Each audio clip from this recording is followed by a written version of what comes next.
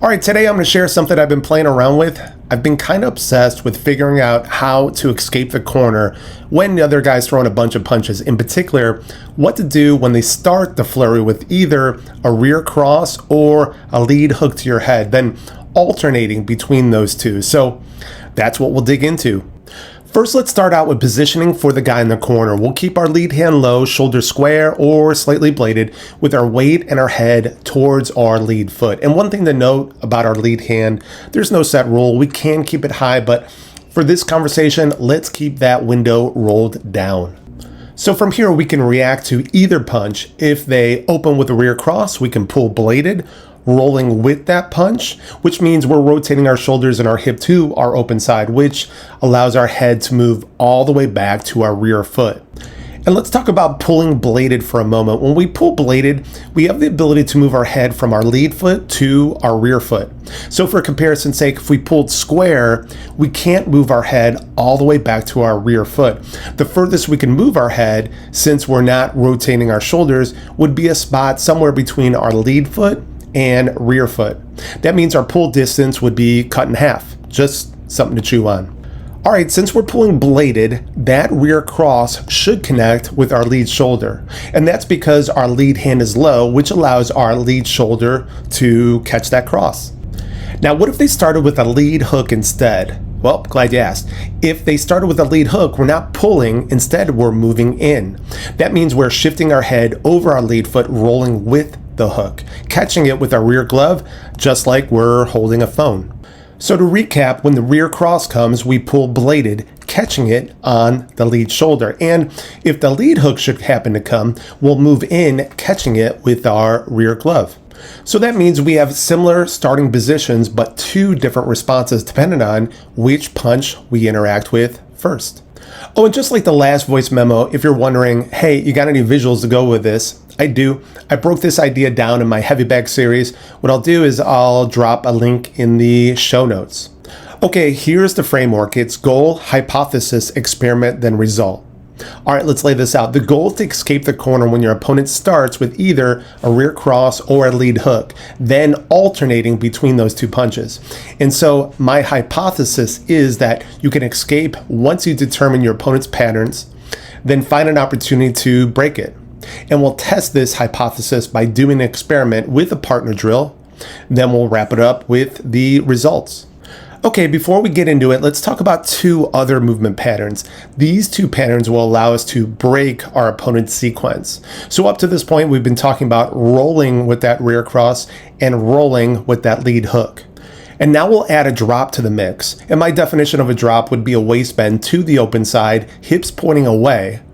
And we'll also add a bob, which would be a waist bend over our lead foot, which means our hips are pointing towards our opponent. So here's the experiment. It's to create a partner flow drill moving through these patterns. So let's make the assumption we have two orthodox fighters. And so in the first experiment, boxer A will throw a rear cross, then a lead hook. Then he'll double that up with another rear cross lead hook, all going for the head for a total of 4 beats. Simple enough. Okay, now let's move over to boxer B. Again, he's going to start with his lead hand low, shoulder square or slightly bladed, and head towards that lead foot. Now, on the first beat, he'll pull bladed, rolling with that rear cross, catching it on his lead shoulder, head over his rear foot. Then on the second beat, he'll move in, rolling with that lead hook, catching it on his lead foot, rear glove holding that phone. Then on the third beat, he'll pull bladed again, putting his head over his rear foot. Now, right here is where we'll break the pattern. Instead of moving in and catching that second lead hook, he'll instead stay on that rear foot and drop, which again means he'll do a waist bend to his open side, which gets him under that lead hook.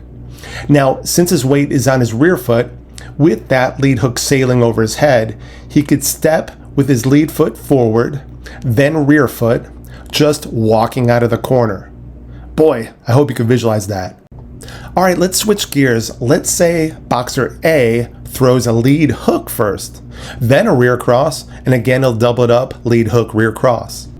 So let's go back to Boxer B again. He'll start with his lead hand low, shoulder square or slightly bladed, head towards that lead foot. On the first beat, he'll move in, catching that lead hook on his lead foot, rear glove holding the phone. Then on the second beat, he'll pull bladed, rolling with that rear cross, lead, shoulder, catching. Then on the third beat, he'll again catch that lead hook on his lead foot.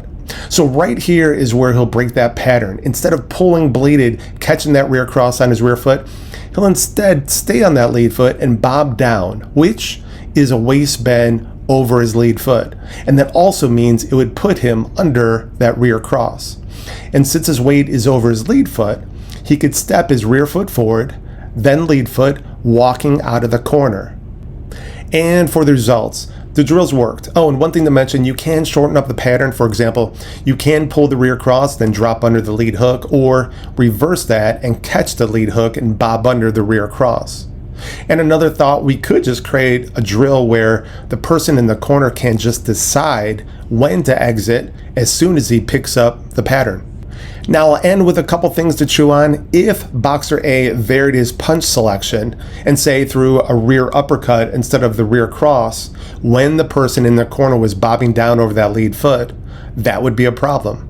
Or say maybe Boxer A threw a lead hook to the body instead of the hook to the head when Boxer B was dropping. That would also be a problem for Boxer B. So to be clear, nothing here is the way. It's just a way. But the better we understand the patterns, the easier it is to find the exits. Okay, that's it for today. Check out the link below if you want a visual to go along with this voice memo. All right, keep rocking.